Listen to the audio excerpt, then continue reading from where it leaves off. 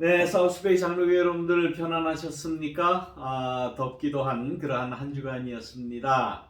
여러분들 잘 나름대로 건강 잘 지켰으리라 생각을 하면서 오늘 하나님의 나라 이야기 32번째 이야기를 우리 같이 해보도록 하겠습니다. 32번 했으면 꽤 많이 한 셈인데요. 6월 말까지 제가 그 하나님의 나라 이야기를 이제 마치려고 그렇게 커리큘럼을 제가 다 짰습니다. 그래서 6월 마지막 주까지 하나님의 나라를 이제 진행을 하고 이제 7월과 8월 좀 덥지 않습니까? 또 여름이고 하니까 방학을 좀 했다가 이제 9월 달에 다시 계약하면서 다음에는 모르겠습니다만은 뭐 아무튼 구약으로 한번 넘어갔다가 또 다시 돌아올까 하는 그런 생각, 그런 계획을 가지고 있습니다. 여러분들 아무튼 많이 참여해 주시고 협조해 주시고 함께 하나님 말씀 우리 잘 공부하면 좋겠습니다. 자, 지난 시간에 예수님의 취임 설교, 취임 선서에 대해서 말씀을 드렸죠. 누가복음 4장 18절과 19절에 있는 말씀, 취임 설교, 예수님의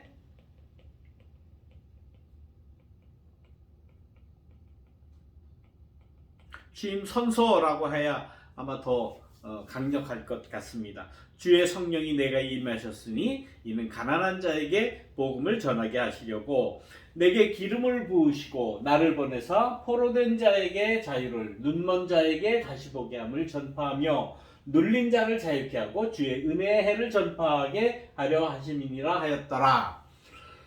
아주 그냥 그 간결하면서도 분명한 그 하나님 나라에 대한 의지, 또 이런 일을 하겠다라는 그 예수님의 그 콜링에 대한 아주 확실한 그러한 그 이야기를 이렇게 하고 있는데, 이건 예수님이 혼자 뭐 그 만들어낸 그런 말은 아니에요. 이 말씀은 이사야 예언서에 이미 나와 있는 말씀을 약간 변형한 말씀이지만은 기본 취지는 똑같습니다.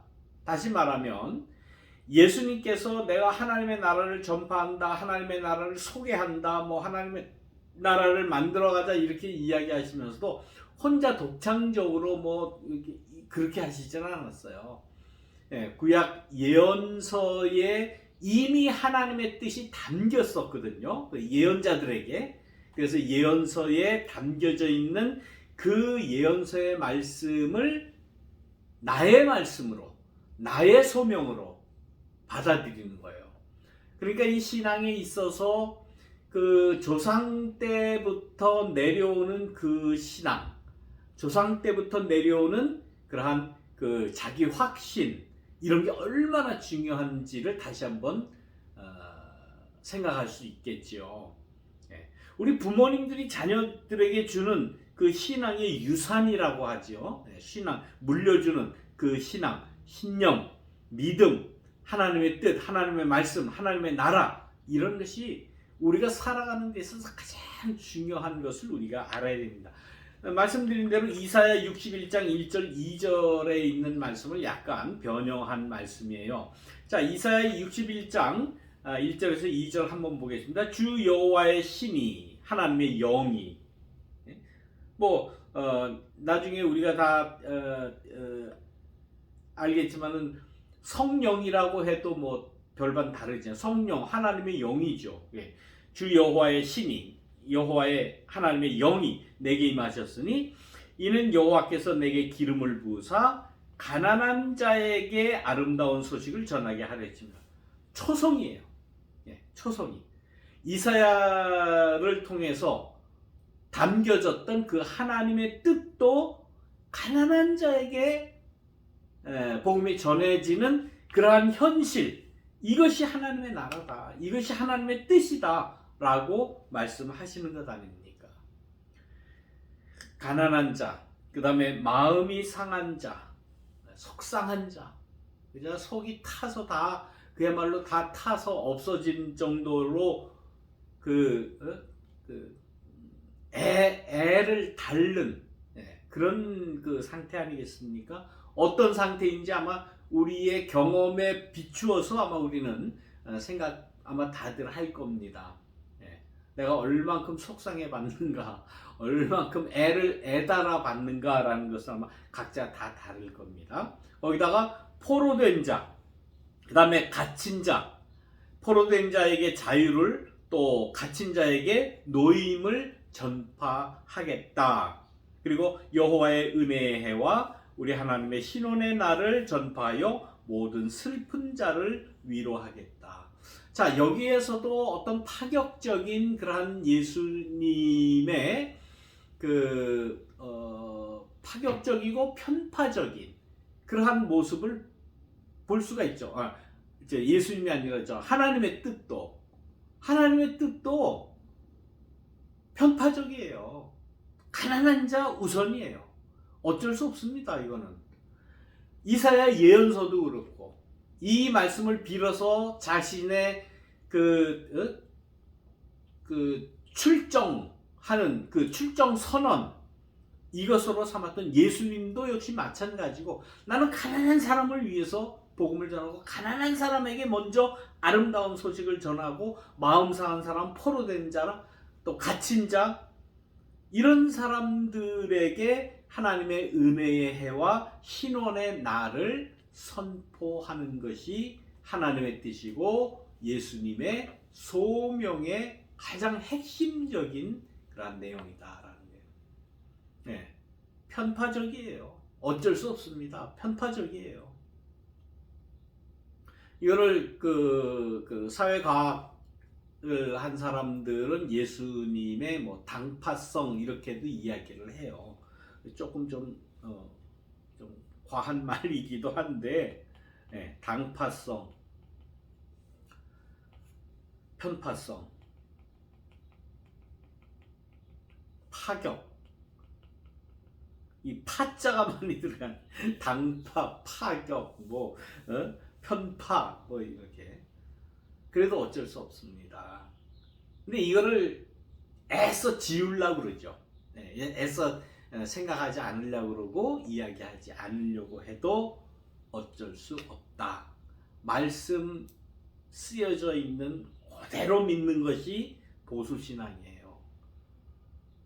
말씀은 이렇게 써 있는데 그건 그거 아니고 누구나 다 구원받는 거지. 부자도 구원받고 권력자도 구원받고 못된 놈도 구원받고 다 구원받는 거지. 그렇게 두루뭉술 그냥 이렇게 뭉뚱그려서 넘어가는 것, 그거 올바르지 않다라고 말씀드릴 수 있습니다.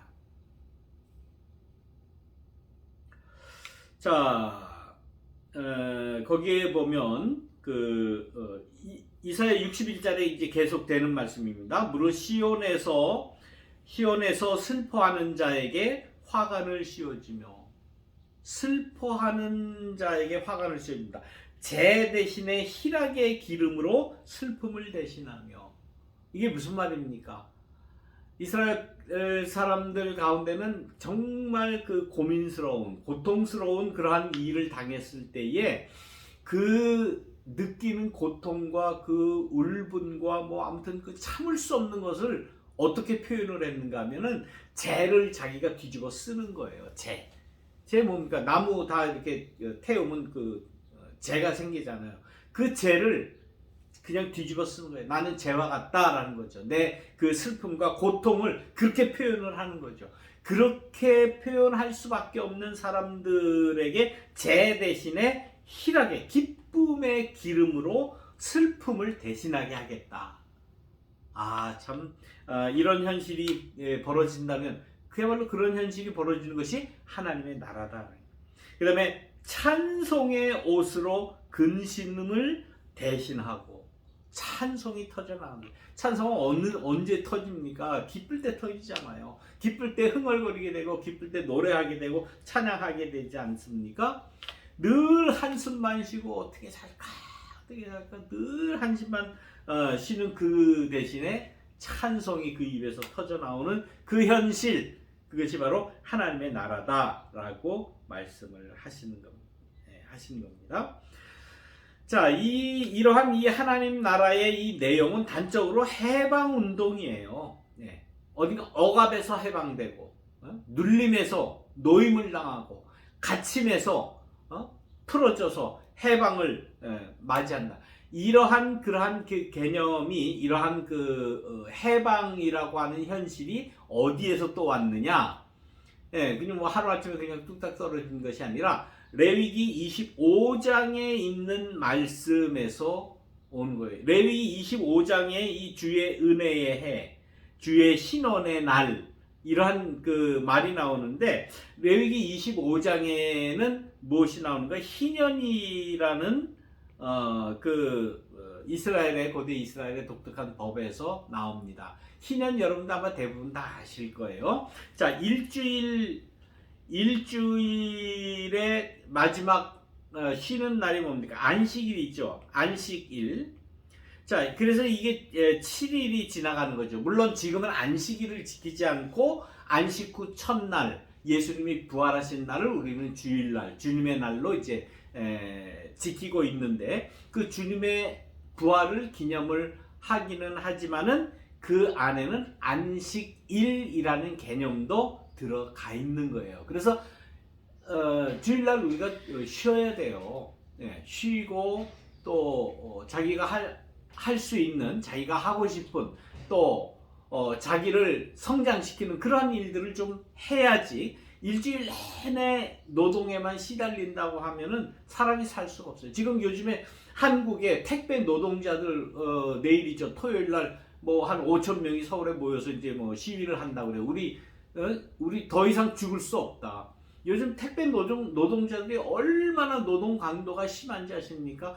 최소 12시간에서 15시간을 일을 한다고 그래요. 그 분류하고 무거운 짐 분류하고 나누고 또 갖다가 다 갖다 집 앞에까지 갖다 줘야 되는데 또 어떤 아파트에는 택배 그 기사들 차 타고도 오지 말고 다 걸어서 오라고 뭐 그래 아주 갑질을 하는 그러한 그 아파트들도 있다고 그러지 않습니까? 그러니까 사람이 죽을 수밖에 없어요. 일 많이 하면은 죽습니다. 그래서 택배 노동자 그 뉴스에 나오는 거 봤죠? 갑자기 길거리에서 뒤로 뻥 넘어지잖아요. 그러면 그냥 간 거예요. 쉼이 없기 때문에 그래요. 쉼이 없기 때문에. 한국에서 왜 이렇게 그 안전사고가 많이 나겠습니까? 쉼 없이 일을 하다가 보니까 안전사고가 날 수밖에 없죠. 일주일에 한 번은 꼭 쉬어야 된다. 이것이 안식일입니다. 그리고 안식년이라고 하는 제도가 있었죠. 안식년. 이 안식년은 6년 일하고 그 다음에 7년째 되는 그 다음에 7년에 안식년을 갖죠. 안식년을 말씀은 들어보셨겠지만 이 안식년을 이렇게 누리는 사람은 그렇게 아주 극소수입니다. 안식년은 맨 처음에는 이제 주로 이제 목사들이 여기 레위기 25장에 나오니까 이제 안식년을 뭐 하고 이제 그랬어요. 그것도 이제 큰 교회, 여유가 있는 교회에서나 그 안식년을 가졌죠. 저도 평생 안식년 갖지를 못했습니다. 평생 목회를 하면서 안식년 한번 가져왔으면 좋겠다 생각은 늘 하지요. 아직도 못 해봤어요. 휴가는 1년에 4주입니다, 목사들이. 4주라고 하면 4 Sunday. 4 Sunday를 얘기하는데, 그것도 찾아먹은 해가 없어요. 그저, 평생 제 기억에 한 2번인가 해보니까, 그죠. 딱 한 주.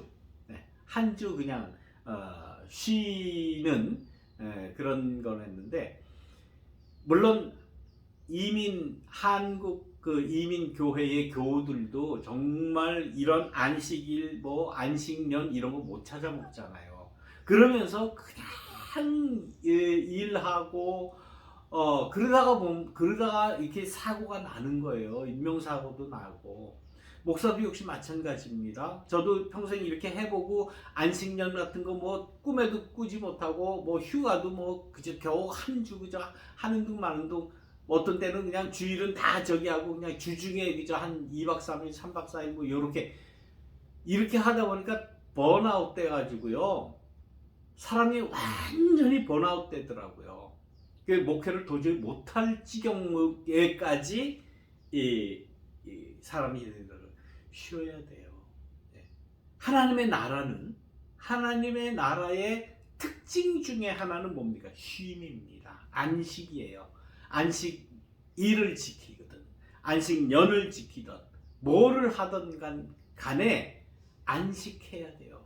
근데 안식할 수 있는 형편이 됩니까? 지금 모든 사람들이 지금 안식년 제대로 하는 사람이 어디 있어요? 없으니까 이제 목사도 못하죠. 근데 요즘은 뭐 큰 교회에서 안식년 가지라고 그래도 목사들이 겁이 나서 못 가요. 안식년을. 1년이나 교회를 비우면 어떻게 되겠습니까?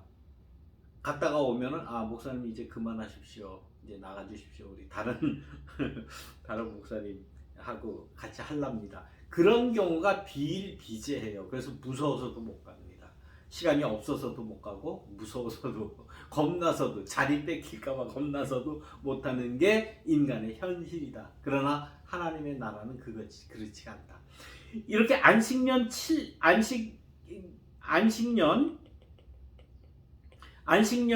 7번 지나면 77이 49, 49년이 되죠.